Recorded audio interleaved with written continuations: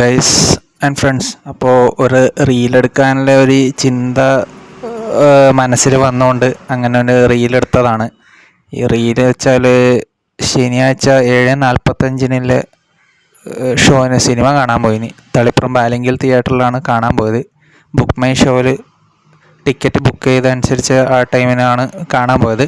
വിലായത്ത് ബുദ്ധ എന്ന സിനിമ കാണാനാണ് പോയത്. വിലായത്ത് ബുദ്ധ മാത്രമല്ല, ഇക്കോവും കൂടി അവിടെ പ്രദർശിപ്പിക്കുന്നുണ്ടായിരുന്നു. രണ്ട് സിനിമകളാണ് അവിടെ പ്രദർശിപ്പിക്കുന്നുണ്ടായത്. പിന്നെ ഫാമിലീസും കുട്ടികളുമാണ് അധികം വന്നത്. ഹൗസ്ഫുള്ളല്ല, എന്നാലും അത്യാവശ്യം തിരക്കേടില്ലാത്ത തിരക്കാണ് ഉണ്ടായത് തിയേറ്ററിൽ.